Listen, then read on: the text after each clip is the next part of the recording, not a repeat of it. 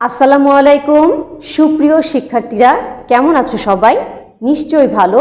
আল্লাহর অশেষ রহমতে আমি আসিয়া খাতুন এখন তোমাদের ভিডিও ক্লাস নিব। আমি ভালো আছি।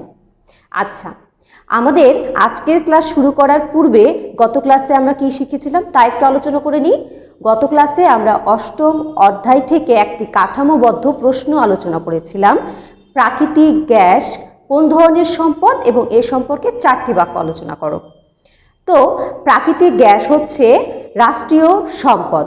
প্রাকৃতিক গ্যাস মাটির নিচ থেকে উত্তোলন করা হয়। প্রাকৃতিক গ্যাস দিয়ে রান্নার কাজে ব্যবহার করা হয়, যানবাহন চালনায় ব্যবহার করা হয় এবং বিদ্যুৎ উৎপাদনে প্রাকৃতিক গ্যাস ব্যবহার করা হয়। এই ছিল গতদিনের পাঠ। আমরা আজকে পড়ব 11 অধ্যায় ভূপ্রকৃতি সম্পর্কে। আচ্ছা, ভূপ্রকৃতি, বাংলাদেশের ভূপ্রকৃতি সম্পর্কে আজকে আমাদের আলোচনা। অধ্যায় 11,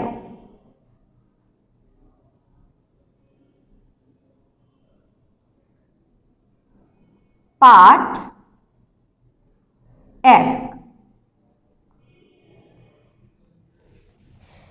পাঠ 1-এ বাংলাদেশের ভূপ্রকৃতি নিয়ে আলোচনা করা হয়েছে। আসলে ভূপ্রকৃতি কি? ভূপ্রকৃতি হচ্ছে কোনো দেশের মাটির গঠন এবং অবস্থা, বিশেষ করে সে দেশের বিভিন্ন অঞ্চলের ভূমির উচ্চতার তারতম্য। আমাদের দেশে ভূপ্রকৃতি অনুযায়ী বাংলাদেশকে 3টি ভাগে ভাগ করা হয়েছে: পাহাড়ি অঞ্চল, উঁচু ভূমি এবং সমভূমি। পাহাড়ি অঞ্চলগুলো হচ্ছে বান্দরবান, খাগড়াছড়ি, চট্টগ্রাম, আর এগুলো উত্তর পূর্ব এবং দক্ষিণ পূর্ব দিকে অবস্থিত। বাংলাদেশের সবচেয়ে উঁচু পাহাড় হলো তাজিন-ডং 1280 মিটার, আর দ্বিতীয় উঁচু পাহাড় হচ্ছে কেওক্রাডং 1230 মিটার। পাহাড়ি অঞ্চলের পরে আসছে উঁচু ভূমি। উঁচু ভূমিটা হচ্ছে পুরাতন পলি দিয়ে গঠিত পাহাড়ি অঞ্চল থেকে একটু নিচু, আর মানচিত্রে নীল দাগ দিয়ে এদেরকে চিহ্নিত করা হয়েছে। মানচিত্রে দেখতে পাচ্ছ নীল রং দেওয়া, এগুলো হচ্ছে উঁচু ভূমি। এটা হচ্ছে বাংলাদেশের একটি মানচিত্র। উচ্চ ভূমির পরে আসছে সমভূমি। বাংলাদেশের বেশিরভাগ ভূমি হচ্ছে সমভূমি, আর এটা হচ্ছে নতুন পলি দিয়ে গঠিত। আমরা এই অধ্যায় থেকে কিছু শূন্য স্থান আজকে সংক্ষিপ্ত প্রশ্ন আজকে লিখব। সবাই খাতা এবং পেন রেডি রাখবে, ম্যাডামের সাথে সবাই লিখবে, ঠিক আছে? তো চলো আমরা আমাদের আজকের সংক্ষিপ্ত প্রশ্নে চলে যাই। আজকে আমাদের আলোচনার বিষয় হচ্ছে সংক্ষিপ্ত প্রশ্ন তৈরি।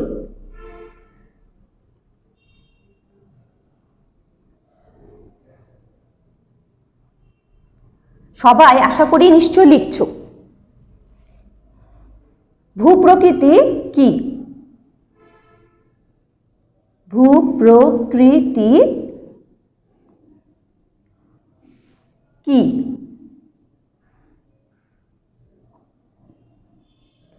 উত্তর লিখছি আমি, দেখো তোমরা আমার সাথে সাথে লেখো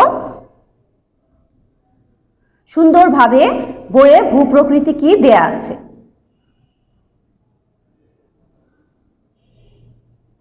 ভূপ্রকৃতি হচ্ছে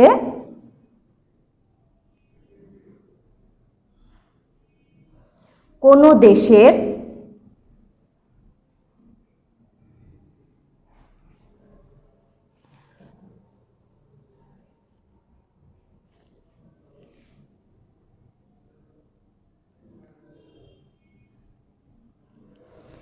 দেশের ভূমির গঠন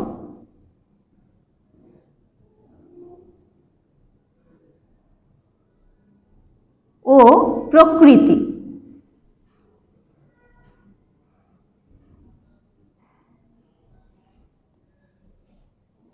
ভূমির গঠন ও অবস্থা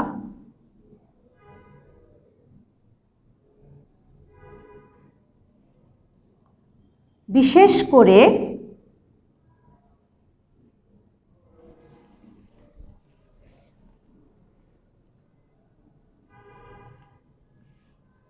সে দেশের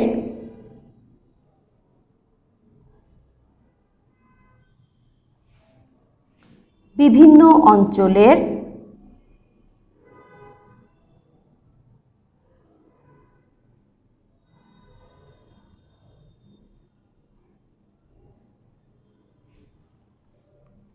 ভূমির উচ্চতার তারতম্য।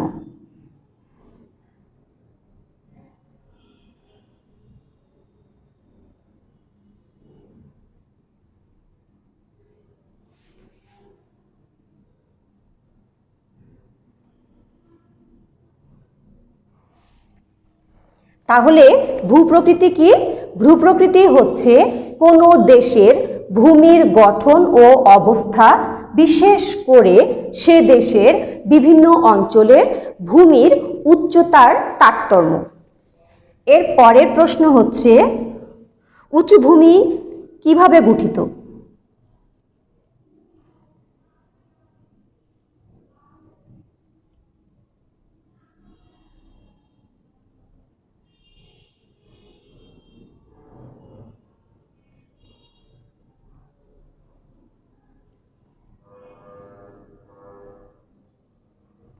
উঁচু ভূমি কিভাবে গঠিত?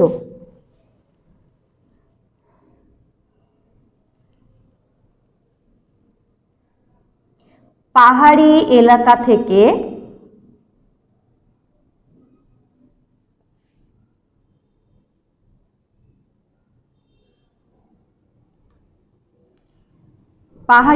থেকে নিচু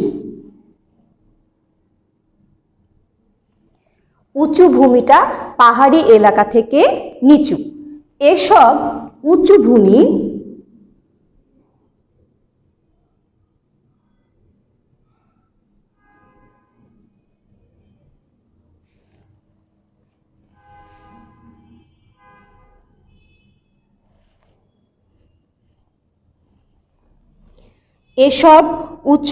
ভূমি পুরাতন পলি দিয়ে গঠিত। পুরাতন পলি দিয়ে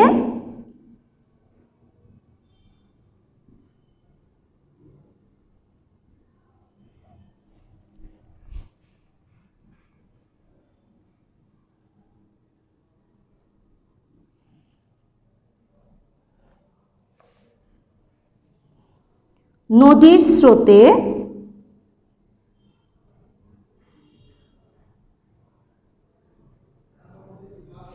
বয়ে আসা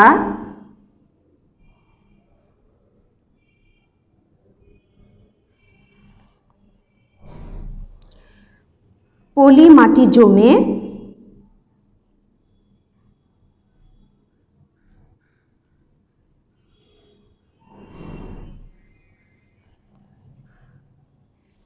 এসব ভূমি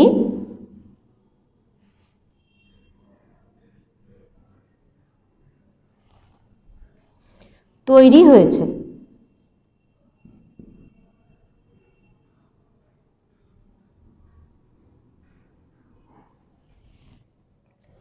তাহলে উঁচু ভূমি কিভাবে গঠিত? পাহাড়ি এলাকা থেকে নিচু। এসব উঁচু ভূমি পুরাতন পলি দিয়ে গঠিত। নদীর স্রোতে বয়ে আসা পলি মাটি জমে এসব ভূমি তৈরি হয়েছে। এরপরে আরেকটি প্রশ্ন দেখো,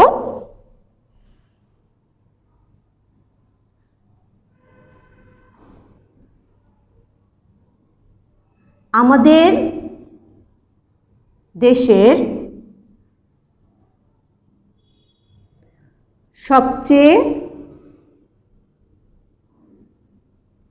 উঁচু পাহাড়ের নাম কি?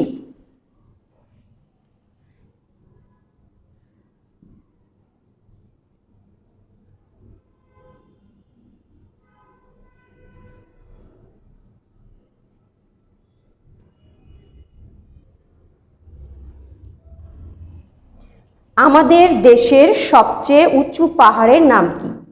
উত্তর,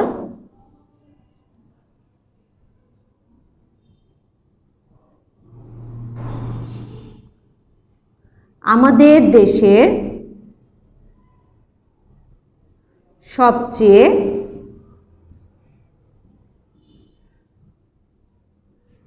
উঁচু পাহাড়ের নাম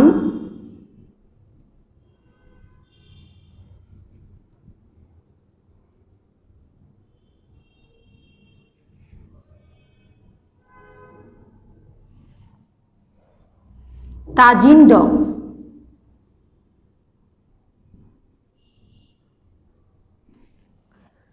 আমাদের দেশের সবচেয়ে উঁচু পাহাড়ের নাম তাজিন ডং। এ হলো আমাদের আজকের আলোচনা।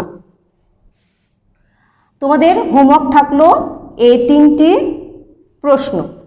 তাহলে আজকে আমরা 3টি প্রশ্ন কি শিখলাম?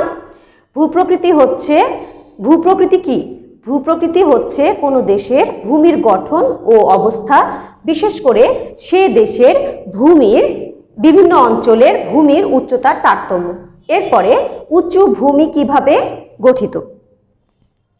পাহাড়ি এলাকা থেকে নিচু এসব উঁচু ভূমি পুরাতন পলি দিয়ে গঠিত। নদীর স্রোতে বয়ে আসা পলি মাটি জমে এসব ভূমি তৈরি হয়েছে। এরপরে 3 নম্বর প্রশ্ন হচ্ছে, আমাদের দেশের সবচেয়ে উঁচু পাহাড়ের নাম কি? আমাদের দেশের সবচেয়ে উঁচু পাহাড়ের নাম তাজিন ডং। এবার তুমি বলো ভূপ্রকৃতি কি? ধন্যবাদ, উত্তর সঠিক হয়েছে, সুন্দর হয়েছে। এবার তুমি বলো আমাদের দেশের সবচেয়ে বড় পাহাড়ের নাম কি? ধন্যবাদ, উত্তর সঠিক এবং সুন্দর হয়েছে। তাহলে তোমাদের আমি হোমওয়ার্ক দিলাম এই 3টা প্রশ্নই তোমরা লিখে আমাকে পাঠিয়ে দিবে, তোমাদের খাতায় দেখে দিব। আর আজকে যে আলোচনা করলাম তা তোমাদের কোথাও বুঝতে সমস্যা হয়েছে? আচ্ছা, তারপরে আমি একবার বলছি, আজকে আমরা 11 অধ্যায় পার্ট 1 আলোচনা করলাম বাংলাদেশের ভূপ্রকৃতি সম্পর্কে। ভূপ্রকৃতি কি? ভূপ্রকৃতি হচ্ছে কোনো দেশের ভূমির গঠন ও অবস্থা, বিশেষ করে সে দেশের বিভিন্ন অঞ্চলের ভূমির উচ্চতার তারতম্য। বাংলাদেশকে ভূপ্রকৃতি অনুসারে 3টে অঞ্চলে ভাগ করা হয়েছে। একটা হচ্ছে পাহাড়ি অঞ্চল, উঁচু ভূমি এবং সমভূমি।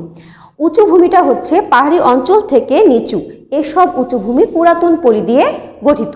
এরপরে আছে সমভূমি। সমভূমিটা হচ্ছে একটু নিচু এবং এখানে নদীর সংখ্যা কম এবং বন্যা হয় বেশি।